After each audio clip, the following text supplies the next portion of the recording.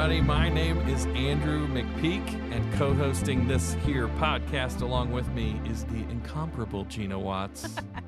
Thank you, Andrew. It's so great to be here with you. It's our very first episode. Yes. It's been a long time coming and a lot of work, but we couldn't be more excited to be here. Right. I totally agree. So I want to kick us off, actually, by the way, in a way that we're going to try and kick off every episode, but I want to start by giving everybody a chance to tell us why they're here right now, by us sharing why we're here right now. My guess and my hope is that we're all here for the same reason. So here it is. If you believe that school should be more than just essays and GPAs, if you believe that EQs are as important as IQs, and if you expect amazing things from the next generation, then you are in the right place, because we believe all of that too. Yes, that's why we are calling this podcast School on a Mission. Andrew, you and I have spent so much time in and around schools, and we've met so many amazing educators who have inspired us to do this. In fact, we think of this as a podcast for school leaders by school leaders. Our mission is to support, encourage, and connect educators who are on a mission to others who are doing the same thing. This isn't just a podcast. It's a community of amazing educational leaders who are on mission together. Absolutely. Yeah, absolutely. We cannot wait, actually, if we get people connected together. So, Gina, I think we need to kick off this podcast by doing something I think we're not going to make a habit of, which is talking about ourselves. Exactly. We don't like to do that. No. But obviously people are here. This is episode number 1. So we've got to answer the question, who are these two crazy people that people are going to be hearing on this podcast? So they're wondering who we are. I think it's time we filled them in. Yeah, sure. I'm excited. I mean, they might regret getting to know us, but it'll be fine. It'll be fine. It's possible. It's possible, but we got to start somewhere. So, friends, let me start. I'm going to introduce you to my friend Gina Watts and then give her a chance to say a few things about why she's here. If you don't know Gina Watts, you need to. Gina is a dynamic leader with a profound legacy of driving impactful change. She has graduate degrees in public administration and social work, and she has harnessed over a decade of higher education experience and over 15 years of strategic management and consulting.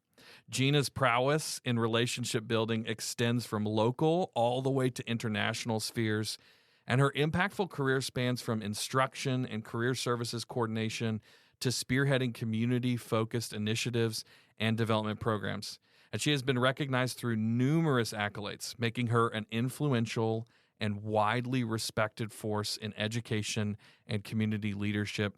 Gina, those are the accolades, right? All the stuff that you've done, but I actually want people to get to know the real you too. They're going to do that throughout the course of the season, I'm sure. I was about to say, who is that you just read about? Because I don't know. I don't know who that is.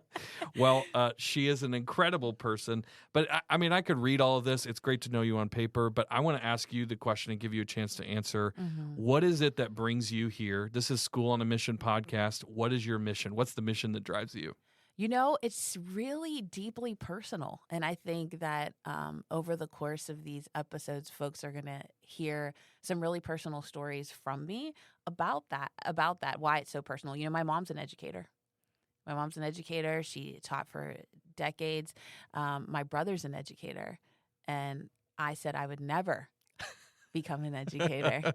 Of course you did. And you're not supposed to say those kinds of things out loud. Exactly. And then it happened. And so education is deeply a part of our family, and it's where we're rooted. And so this is really important to me, and it's really personal. It's awesome. Yeah. It's awesome. Yeah. Thanks for being here. Yeah, thanks for having me. So, Andrew, it's your turn. My friend, Andrew McPeak, he is a remarkable leader, and I don't say that lightly. I deeply am moved by knowing and having a relationship with Andrew. He is a wonderful communicator, a next-gen researcher, and a multi-time author. Don't let me forget to have you sign your book, too, again, before I leave. He has spoken on hundreds of stages to tens of thousands of leaders in almost every industry. Andrew also serves as the Vice President of Content and Training here at Growing Leaders, and he leads our content strategy. And I believe that there is so much more to know about Andrew. And if you join us on this journey, you are going to get to know him even better and understand why I hold him in such high regard. So, Andrew, tell me why you're here. Yeah. For me, the journey began even while I was still in college, in school. I was one of those nerd kids that loved school, was excited to go every day. But I also started to develop a passion to understand how what it is that makes some teachers and leaders more effective than others when it comes to reaching the next generation. That was kind of the driving passion. So I got into generations and all of this stuff. But along the way, and especially once I started working with Growing Leaders, I've been speaking and leading and teachers for more than a decade at this point. But especially once I started to work with Growing Leaders and got into schools on a regular basis, what I saw was that these folks are sort of, in my view, because of how much I believe in developing the next generation, they're sort of the pinnacle of our society. Like this is the cornerstone upon which everything else is built. Because if education doesn't work, then our future's in a lot of trouble. And not only that, even though they have the most important job in the world, educators are often kind of pushed to the back and thought about last. And so I have just over more than a decade of working with teachers just developed this profound respect for the profession and what they do every single day. I always tell people when I'm coming into a school and leading a 5-hour training, I'm like, this looks like a lot of work, but you guys do far more work than I do. You have the harder jobs. And so for me, that's the heart behind this podcast for me is I believe in schools. I believe in educators. And if we can do even a small job of helping make that profession better, easier, more well-connected, more passionate, whatever the term might be, then I'm all in for it. That's what gets me up every day. That's why I'm so excited to be here on the School on a Mission podcast. I love it. I love it. Thanks for sharing that with us. Absolutely. Yeah. So, Andrew, let's get everyone, let's get into what everyone can expect from the School on a Mission podcast. Starting with our podcast structure, this will be a seasonal podcast, meaning that episodes of this show will come in waves. Absolutely, yeah. So each season will actually follow the school semester. So if you're an educator out there, that's going to be very familiar to you. That means for season 1, which you're listening to right now, we're going to drop a weekly episode starting now in August, and we're going to go through November. We'll pick up back up with season 2 in January and go through the spring semester with that. And each season, while having the same mission, will have a different theme. We will do our best to pick themes that address the hottest topics in educational leadership. This season, we felt like it was appropriate to start with a theme that is near and dear to our hearts and indicative of why we wanted to start this podcast in the first place. Our theme for this season is Beyond the Classroom. Love that. So to us, Beyond the Classroom is all about what schools are doing to go above and beyond what might be considered traditional education. So this season, we're not talking about reading or writing or math or science. We're talking about after-school programs, creative classroom techniques, engagement with the community around the school. And here's what I love so much about the way we are going to approach this theme and all of our themes. We aren't just going to tell you what you could do. We are going to show you what other educators are already doing. We are going to introduce you to remarkable educational leaders who are pushing the boundaries of what schools can do to positively impact their students. And you are really going to love these people. I know we do.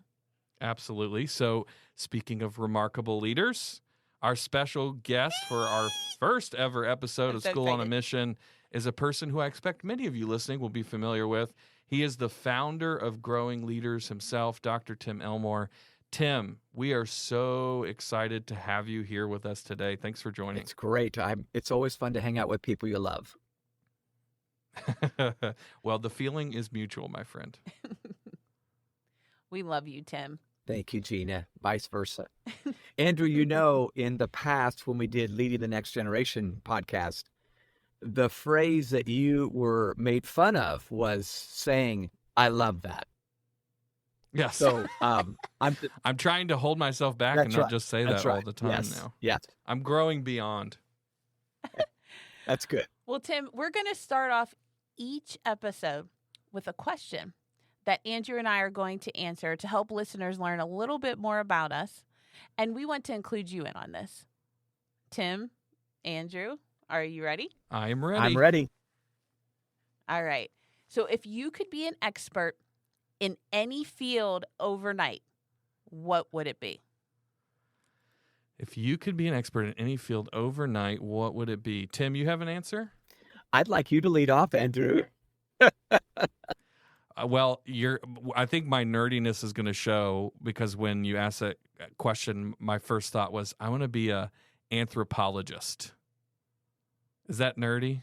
That's pretty nerdy. It is. I want to go somewhere and study some people group and write about them and all that. That sounds awesome to me. Gina's laughing at me right now. I'm the practical one. Okay. I want to be an expert in parenting. I just want Tim to tell me what to do Yeah. with my children. And then I'll be fine. What about you, Tim? I think both of you, my answer to that would be similar to Andrew's. I would want to be an expert in social science. So much of succeeding in life is understanding human behavior, and not just individuals, but groupthink, how it happens, how we influence each other. So I'm clearly I have a love for leadership development, and I feel like that just informs how I would lead other people. Awesome. I love it. I'm not at all surprised by Tim's answer. Thanks. So, Tim, you mentioned leadership development and sociology. You're actually known for those things already. In fact, I consider you to be an expert in leadership, and I know both Gina and I look to you as a mentor and a guide in this area. You're especially adept at how to apply leadership principles, especially in the face of very challenging situations. You wrote some incredible stuff through the pandemic. You've written incredible stuff to struggling parents and teachers and leaders of all kinds. So we want to start off our first episode by really trying to glean some wisdom from you, particularly on the topic of how schools better engage and even lead in their communities. So obviously leader development needs to happen with students. It needs to happen with staff and faculty, but it also needs to happen with the community. I think schools should be the heart of the community, and often that gets lost. So that's really what we want to talk about today. And I'm gonna jump in, Tim. So I want to ask you a few questions. You know, many of our listeners will have followed you for years, and while others may not know much about your history or your work, could you introduce yourself and give us some more information about why you started Growing Leaders? Yeah. Well, the beginning of Growing Leaders was really not a revolution. It was an evolution. I began in 1979 while I was still finishing my degree teaching students. In fact, it was my sophomore year that I started my master's work and became a grad assistant and started teaching undergrads who were 1 year younger than me. It should have happened, but it did. At the same time, I became a part-time youth pastor at a little church because I just love kids. I was a kid, but I love students. And along the course of the next 2, 3, 4 years, I realized I wanted my whole career to be about the next generation, whoever that was. And of course, at that time, it was the baby boomers way back over 40 years ago. Then the Gen Xers came through, and then the millennials, and now Gen Z, and then Gen Alpha. Fast forward to 1983, I started on staff in 1983 with John Maxwell. And very quickly, my love of students joined a love of leadership development. I saw the paramount importance of leader development early on.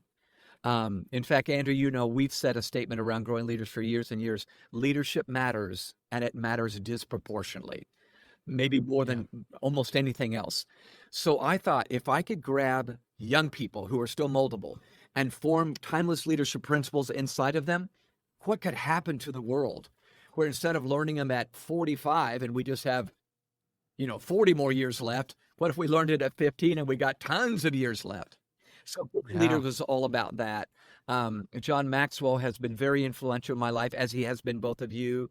And so love the journey. In 2003, we started this nonprofit, hoping, in my family anyway, that we could put food on the table. And it just began to take off. I don't think because we were just so brilliant, but it was such a great need. And schools just came to us saying, help us teach and connect with students, help us know what timeless things we need to say outside of reading, writing, arithmetic. So that's kind of been the journey, and it's been a joy. Every year has been a joy. It's just been marvelous to take this journey and now realize we've reached millions, not just thousands. So Yeah, it's amazing. fun times. 20 years later, we now have impacted millions of kids, which is just incredible. So, Tim, I know one of the things that became a focal point for growing leaders over the years was the world of education. Obviously, if you're trying to impact students, that's where they are, right, for 8 hours a day. So as you've gotten to know more and more about the world of education, spent more time working on a weekly basis with educators and leaders all over the world, what are some of the biggest challenges you see that are education is facing today? And how can educators and school leaders kind of overcome some of those challenges? What are some of the big things they've got to face? Yeah, great question. I think when I think of the challenges that would be facing, obviously administrators and teachers, but students themselves, parents in the community, the two words that come to my mind are the word anxiety and agency. And I think those two things exist in all of the parties I just mentioned. The administrators have reported even higher levels of stress than teachers do. And we know the teachers are already kind of stressed out with the load they carry.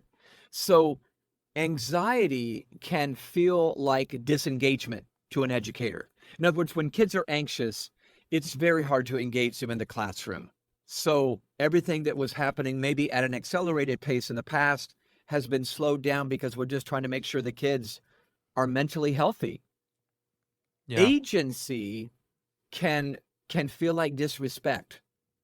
Think about students in a classroom when they have a great high sense of agency because they hold a smartphone in their hand and they don't need us for information. It can feel like they don't respect the teacher. They don't respect the principal. And I feel like, Andrew and Gina, we've heard from so many administrators around the country. I feel like nobody's really has a high level of respect. Parents are intruding in the school, taking their child out if they want to, and not talking to, the front office. It feels like disrespect. So we need to find a way to handle the high sense of agency, the empowerment that parents, teachers, and kids have, and then the anxiety. If we can tackle those two, I think things are going to move much more fluidly in the work that we do as school leaders. Tim, that was so good. I love how you phrase that. Anxiety and agency. I'm sure I'm going to come back to that later. We've all heard, you mentioned John earlier, and we've heard his phrase, everything rises and falls on leadership. And that is, of course, very true in schools too. From your experience, what are some common characteristics that make for remarkable school leaders, and how can aspiring leaders develop these traits? Good. This is good. Well, I think we need to acknowledge right away that certainly everyone following us need clear vision, simple strategy, and good communication. Those are the fundamentals of good leadership. But I think in today's world where it's harder to lead people than it was when I began my career, topping it all off is the whole issue of social and emotional intelligence. I have come to believe that the higher you go in any organization, the more you need to be emotionally intelligent. It matters even more. If you're at the bottom end of the totem pole, whatever that looks like where you are, whatever industry you're in, you may not need it as much. You ought to have it, but you may not need it as much. I think the higher you go, superintendents, principals, APs, we just have to be good with people, reading our people before we're leading our people, reading ourselves, and we talk about this all the time, managing our own emotions. So I did a book a couple of years ago that I think would be my answer to this question most clearly. The book was 8 Paradoxes of Great Leadership. Almost all of those 8 paradoxes I put in that book are about emotional intelligence. But the paradoxes are that leaders today need to balance 2 qualities that may seem oxymoronic, like they shouldn't go together. I think the best leaders are both confident and humble. I think the best leaders are both visible at the right times and invisible at the right times. And they Yes. read what they've got to do there. I think the best leaders I know, I can't say this without smiling, are both stubborn and open-minded. I remember talking to Dan Cathy at Chick-fil-A about his father, Truett Cathy, who started Chick-fil-A. He said something that was so profound. He said, Tim, my dad was the most stubborn man I've ever met and the most open-minded man I've ever met. And I thought, that is brilliant. So I think if school leaders can manage the balance of these paradoxes that I happen to put in that book and realize it's really about reading the situation I'm in. So all of us need timeless principles to lead by, but we also need timely paradoxes to interact by with our people. That's what I think makes extraordinary leaders. Amazing. You can see, listeners, why we describe Tim as wise, because he keeps dropping truth bombs on us. Love this. Sadly, we only have one question left for you, Tim, because I know you got to move on to other things, and we got to move to a close for this podcast too. But I'd love for you to talk to us just about the future. I know you think about the future a whole lot. Based on your expertise, the experience, the things you're reading and diving into, what do you envision as the future of education? How are things going to change? What things are going to become priorities? And how can educators prepare for that today? Wow. Yes. Well, everybody listening would agree and does not need Tim Elmore to say this, but let me start with the obvious. We cannot continue to do what we've done in the past and hope to succeed in the future. The teacher up front who is this sage on the stage with the information. Schoolhouses used to be the brokers of all information, and that is just not true anymore. Kids don't need us for information. So I think the future of education is exchange, not download. Meaning, I think teachers are going to need to be in a classroom knowing that it's both listening and coaching. It's an exchange. And I think Generation Z, and even more so Generation Alpha, the younger children behind Gen Z, are going to want to upload their own thoughts. And that's part of the learning process. Haven't we all said for years and years, you never learn something so much as when you have to teach it? I think teachers are going to need to let the students help teach the lesson, meaning they prepared and they come in ready and they do this.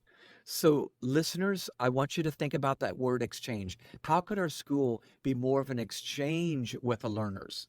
And we are teachers and learners along the way. That means it's going to have to be more holistic, involving everyone in the students' lives, parents, the community, businesses. I know we all dream of this and nobody's ever been able to do it very well, but I think we need to say all of us, it takes a village, are raising these children, these teenagers. And if we could come together with an agreed upon plan, what could we do? You know, Jonathan Haidt right now is a great example of this, isn't he? He's written this book, The Anxious Generation, and he's beckoning parents, teachers, principals to get in line with these 4 big ideas. You know, no phones in schools, no phones to the children before 13, no social media before 16. I'm telling you, if we could collectively get together on a plan that our counties and our communities agree on, it could be powerful. So I guess that's a long answer to a short question. I think we need to be thinking, what's the exchange we need to make? And do we engage the students better when we're not just downloading information from a lesson plan, but we're allowing them to be part of the teaching learning process? So good. So good. Tim, you're just a joy. You're so incredible. Thank you for sharing your wisdom with us today. And I'm sure that our audience, as well as Andrew and I, have just been transformed by what you've shared, whether it's been helpful reminders or little nuggets that you never thought of before. We just thank you. We thank you for this space and this time. Well, today. It's always an honor to hang out with you guys. It's so fun for me to turn over the leadership of growing leaders and watch you guys run with that baton even further and faster than we've gone before. So it's an honor to be with you. Look forward to future conversations. And have fun with this podcast in the future. Thanks, Tim. Thank you, Tim. Well, Gina, I cannot imagine us having a better first guest for our podcast. Can we do all the snaps? Yeah, he we're in deserves a lot of snaps. All the snaps, yeah. My goodness. He just like in a few minutes drops tons of truth for us and is such a great picture of what we want this podcast to be all about. For sure. Leaders who see their job as bigger than just what's happening in a school day in and day out. So I'm excited. This is a perfect segue into, we're actually going to have a lot of traditions and segments and fun, weird things that we do because we are us. We are us. And we cannot not be us. That's a t-shirt. We are us. We are us. We do need to make that t-shirt. I like that. But one we want to come back to probably every episode is what we call DMI. That's not TMI, but DMI. It's so corny, but it's one of the reasons why I love you. Thank you so much. Cornball Andrew. I'm not a dad, but I have a dad joke or two in me. Yeah, every once in a while. So okay. TMI is too much information. DMI is don't miss it, because this is where we go, hey, that's not TMI. We need to reiterate what that means. So DMI stands for do not miss it. One of our values on this podcast is to give everybody listening practical action steps and ideas that they can use ASAP. So each of us, Gina, you and I are going to pick one thing that was said in this episode so far, and we want to bold that thing, underline it, highlight it, all caps, whatever it is. It's our thing we don't want people to miss and that we hope they'll come back to, think about, journal about, and maybe even put into action. So without further ado, it's time for DMI. So Gina, do you want to kick us off? What's the best thing Tim said that you're like, I want to reiterate this, needs to be said again, we don't need to miss it? There are so many, but I think for me, Tim was talking about that there are timeless principles for timely paradoxes. And the one he talked about was, the example he gave with Dan Cathy is like being stubborn, yeah, but also being open-minded. Yeah. And I almost said to him, "Are you talking about me?" Are you talking about me before he said the Dan Cathy part? So yeah, like I that was for me, underline, bold, highlight, all caps, because put into action. That is such a great picture. I mean, there's obviously 8 really great paradoxes. If you haven't picked up that book, you got to do it. But that sort of stubborn, open-minded thing to me is a principle or the idea of an incredible principle these days. Somebody who is like, we have these standards at our school and we're not going to lower them. And also, if a student comes in with a really wacky idea and I think it might work, let's go for it, 100. Yeah, I agree. And honestly, I guess it is, I was saying it jokingly, but it is the type of leader that I would want to be. Yeah. And I would want to be known for, is that I hold truth to what we need to hold true, and then the things that we can be flexible on and be open-minded to. We hold them loosely. Yep. Hey. Good. So how about you? What was something that really stood out for you? Well, I wrote a lot of things down. I know. I love taking notes. I saw it. But to me, I think especially because I'm sitting here in the first episode and I'm thinking about what do we want to walk away with? To me, it was his statement: we cannot continue to do what we've done in the past into the future. Too much is at stake. Too much is changing.